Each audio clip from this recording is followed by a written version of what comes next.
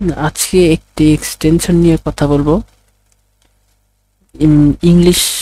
ইংরেজিতে লিখলে বাংলা হয়ে যাবে, অর্থাৎ বাংলিশ লিখলে বাংলা হয়ে যাবে। চলো একটু দেখাই। নোটপ্যাড ওপেন করে নেই, এখানে লিখে দেখাবো। এক্সটেনশনটা হচ্ছে এটা। আমি আগে দেখাই এটা কিভাবে কাজ করে, পরে এটা এক্সটেনশন এড করে দেখাবো। এইখানে যদি এখন লিখি AMAR, আমার, এই যে আমি ইংলিশ লিখলাম, বাংলা হয়ে গেল।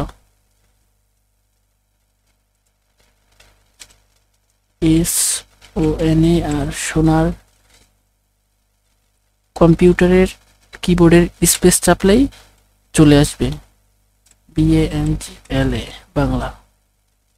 স্পেস চাপলে চলে আসবে, ইন্টার চাপলেও চলে আসে। আর এখানে সিলেক্ট করতে পারবেন যে আপনি আসলে কোনটা চাচ্ছেন, তোমায় না তোমাই না তোমার, যে কোনো একটা। আর যদি ইংলিশ সিলেক্ট করতে চান, মানে বাংলিশ যেটা লিখেছেন ওইটাই, তাহলে এই যে এখানে নাম্বার দিলেও আপনি পারবেন, 1 নাম্বার দিলেও এটা চলে আসবে তোমায়। আচ্ছা, তাহলে চলুন এখন দেখাই এই এক্সটেনশনটা কিভাবে আপনার গুগল ক্রোমে অ্যাড করবেন। আমি একটা অন্য সিঙ্কে যাচ্ছি, এইখান থেকে এখানে সার্চ করলে হয় Google input tools. Google input tools Chrome extension দিলে একটু বেশি ভালো হবে।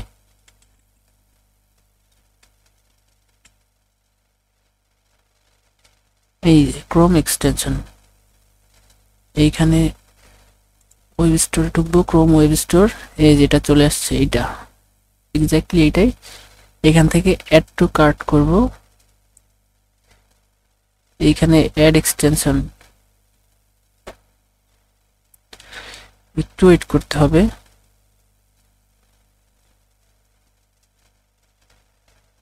এই যে এইখানে চলে আসছে।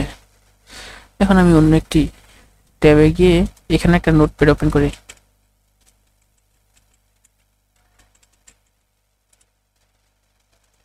এইখানে লিখবো।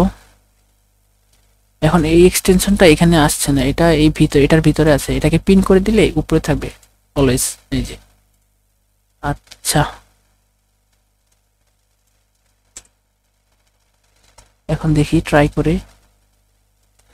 ডিজেবল আছে এখানে এক্সটেনশন, তাকে একটু সেটিং ঠিক করতে হবে। চলুন দেখি।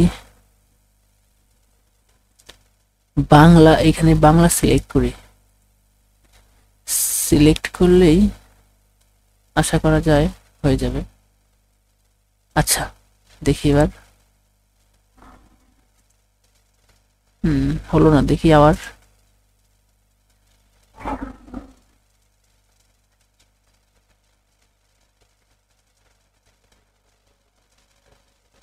বাংলা, আমি বাংলা খুঁজছি, এই যে বাংলা।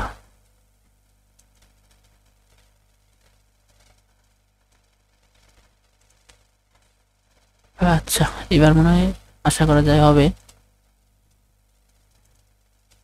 এবার হয়েছে, দেখি। ডান। এভাবে খুব সহজেই লেখা যাবে মেসেঞ্জারও, মানে গুগল ক্রোমের ভিতরে যে কোনো জায়গায় আপনি এইভাবে লিখতে পারবেন। কষ্ট করে আর বাংলা লিখতে হবে না।